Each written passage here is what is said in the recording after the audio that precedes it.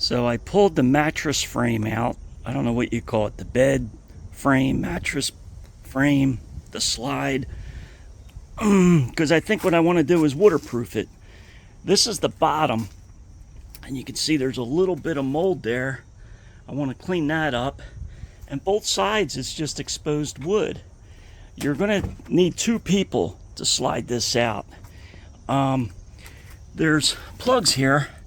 They're plastic. You pop them out, and that'll expose a hole that you can get a screwdriver through, because you're going to have to hold one side of the nut, because they're like locking nuts, to get the end off.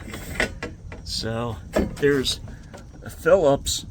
You got to put your screwdriver through the hole to hold the Phillips, and that's going to spin on you. So you got to get a wrench or a socket and hold that. Once this comes off, you could slide it out.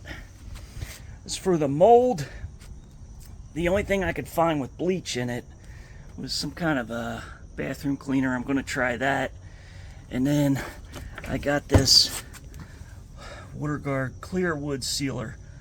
I'm going to paint both sides of this just to seal it and protect it, because the other side's got the cushion on it. It's inside, but this is exposed to the outside when you're camping. So I'm going to clean that up and seal this. The other thing, looks like these poles might need to be painted. I get some black Rust-Oleum paint. It looks like they've been painted before, so maybe just touch them up. Again, this ain't rocket science, you know. Maybe just pour a little bit on, and then just get a paintbrush, just paint all over it, right? We'll see how that turns out.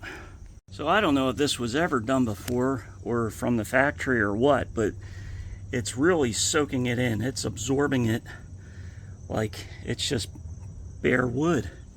So I don't know if it's just the age. Again, this is in 1998, but you can see that this just soaks right in there. Really get under the metal and around everything, but it's really soaking it up.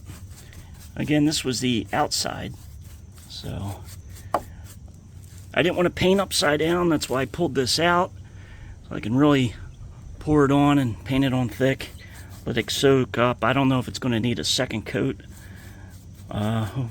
Probably the inside probably won't be as bad, but we'll see. So with a full bottle, I poured it into like a plastic bowl, and then I could just dip it and paint it. It's less messy that way than pouring it on. Like, I had a little bit left in one of these and just used it up by pouring it down, but a full one, you can't really do that. Okay, I got it flipped over. I'll tell you, it would be a lot easier with 2 people, but it can be done. You just have to lift it and pivot and lay it down. But I got it over so I can do the other side. This side's in much better condition because it was the inside, but I'm going to coat it anyway with the waterproof stuff. Now, this side must have been treated before in the past, because it's not taking much. I put a little bit on and it's beating up.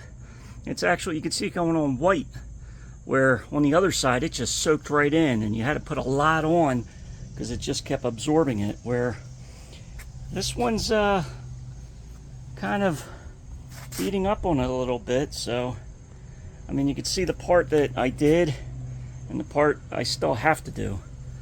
So there is you can see the difference. This side's a little more shinier because it's still wet, but it's going on a lot easier. It's not taking that much, and I'm getting done a lot faster. Well, this side's done, and it took about half the time. I'll tell you, I just put a thin coat on, and that bowl there I filled up 1.5 times, and it did the whole thing. Where on the other side, I think I must have filled that up like 4 or 5 times, because it just kept absorbing it and soaking it up. Some areas I had to go on maybe a second coat, but this side must have been treated at some point because it held up a lot better than the underside. But put a fresh coat on, let it dry, and this will be done.